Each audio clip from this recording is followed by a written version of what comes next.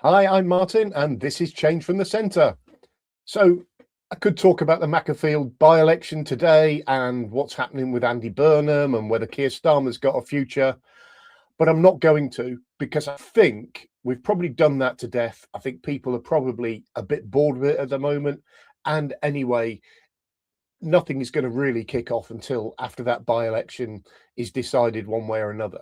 So I thought I'd talk about another story, one that's very important to us here at Change from the Centre, but actually I think is important in general in describing the failure of British politics at the moment and the need for political change. And that is the announcements that came earlier this week about HS2. So let's start with a quick resume of where we are with HS2. Basically, everybody knows it's a disastrous project. You could argue that it's the worst government project ever.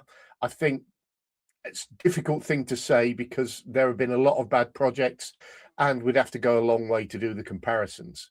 But it's certainly a project with massive problems, and problems that, it has to be stressed, are not the fault of this Labour government. This is a project that has its origins in the Cameron administration, actually. 2012 it was announced, and at that time it was planned to go up to Manchester. It was supposed to be a high-speed train, and the initial budget for it was £32.7 billion. A lot of money, but not compared to where it is now. So the government announcement last week, I think they talked about the budget being somewhere between 87 and 102 billion pounds. It's not going to go up to Manchester, it's going to go to Birmingham. We already knew that, but they also announced that the trains are going to run slower because that also will save money. So it was also, when it was first announced, due to be running this year. So the line between London and Birmingham was supposed to open in 2026. It is now not going to open until 2036, and the project is not going to complete by until 2043. So it's an absolute disaster of a project, and it's been a disaster for successive prime ministers over the last 14 years. What I would argue, though, is that HS2 is the symptom of a problem, not the problem itself. So HS2 is a disaster, but it's part of a bigger disaster, which is government-run projects and government-run infrastructure projects. And I personally think one of the big problems with that, it's our money. That's really important, of course. But the other big thing is, I believe that it will make ministers reluctant to move forward with difficult, complex projects because they know what's coming down the line as soon as they announce something.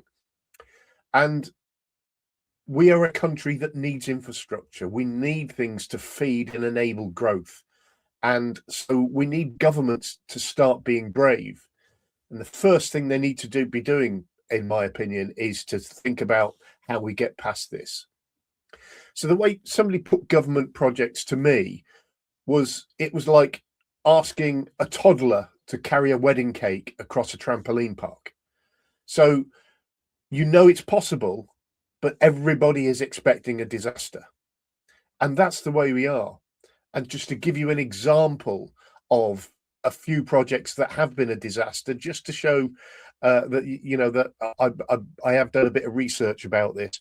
Got HS2, Emergency Services Network, originally forecast to be just over 11 billion, now forecast to be over 19.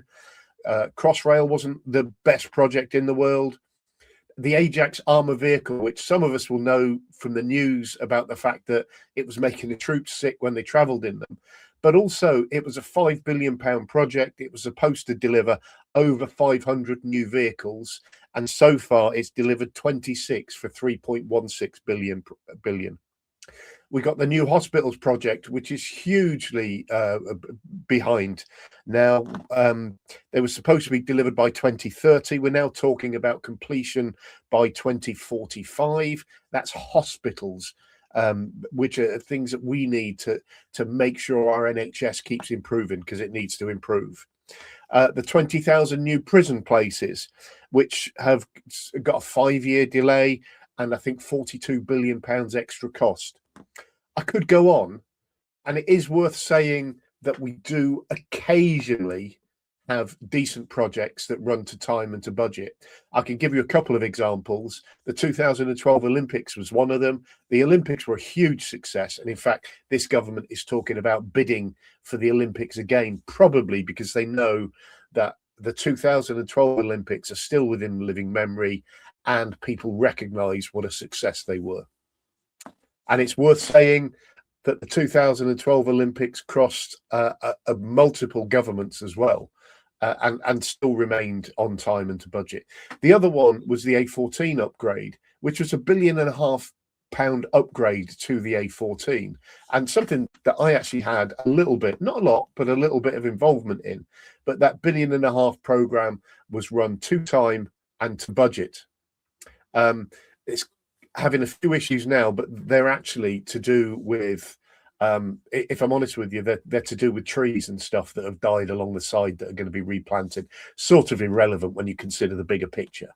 But so A14 upgrade, huge success. But those successful projects are very few and far between.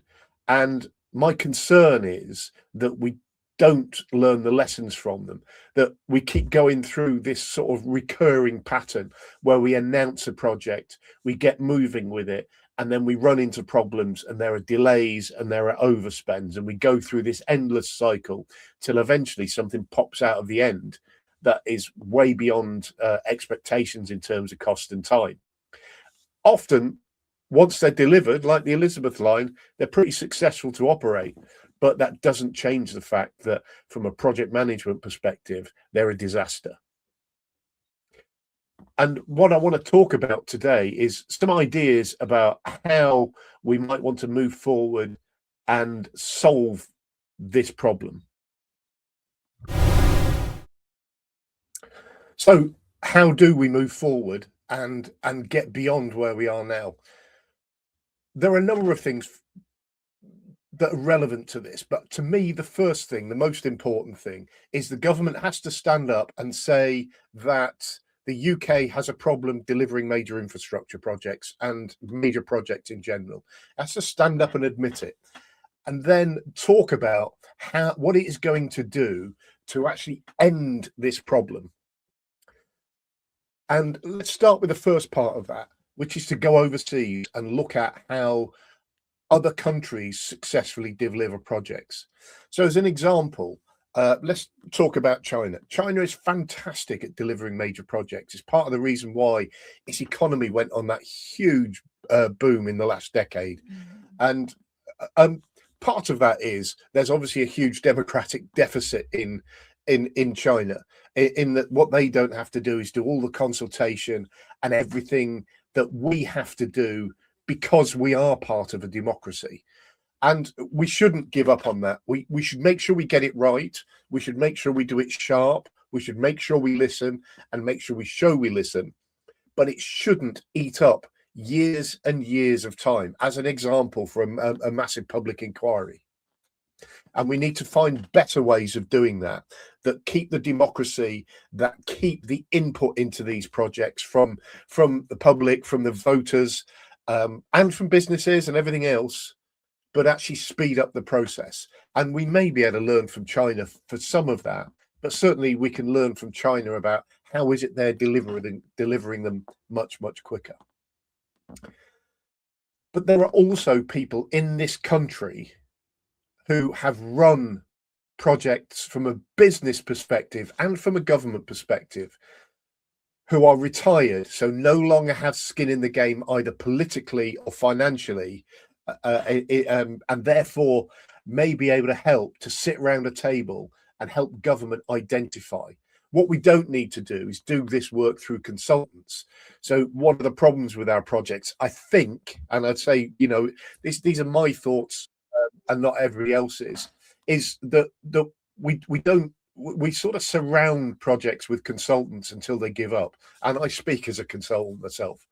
And we need to get beyond that so that the maximum focus is actually on the project itself. But we need to get people around a table to talk about that, talk about how it can happen, try and get them to be honest about how and what happened in order to accelerate and raise costs. Part of that might be that we need to give them a little bit of confidentiality so that what we don't get is this clamor to hold people to account because of things they say in something that in the long term is going to save us money. But I think once that body of people has come and got some sensible recommendations, and we've got to a point where we've got some things we can actually implement and learn from, we need to then take a project and apply those lessons in the delivery of that project. I've put forward a suggestion myself as one that I think is valid in the past, and that is a thing called Project Fairfax, which is about starting to deliver defence infrastructure in and around Huntingdonshire. It's a project that locally politicians certainly are very, very excited about. We desperately need to up our game as far as delivering defence infrastructure and defence facilities is concerned. And one of my fears about Project Fairfax is we're going to spend a lot of time, as an example, designing, developing and putting buildings together. And it'll be ages and ages doing that before we get to a point where something is happening in those buildings that is genuinely improving the defence of the realm. And we need to try and be better than that. So maybe that's a good project to try and apply some of this learning to accelerate and get things going quicker. But if it's not that, it's something else. And yes, that won't run perfectly. But what it will do is maybe lead to some improvements, lead to some more lessons learned so that we can get a process where we're getting better and better rather than a process where we're just flapping around and absolutely not delivering anything. So those are my thoughts, and they are just my thoughts. I don't have a monopoly on being right, but I do believe that this is what Change from the Centre is about. This is one aspect of what people see as a broken political system in this country. It's not just about how our governments are structured. It's not just about PR and all those things.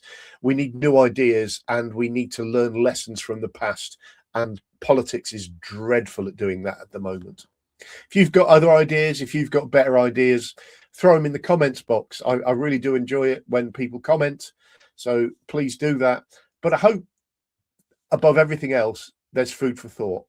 And my normal request, if you like what I've said here, if you'd like to hear a little bit more, then please subscribe, because that really helps me as well. And it will help you get notified when new videos become available.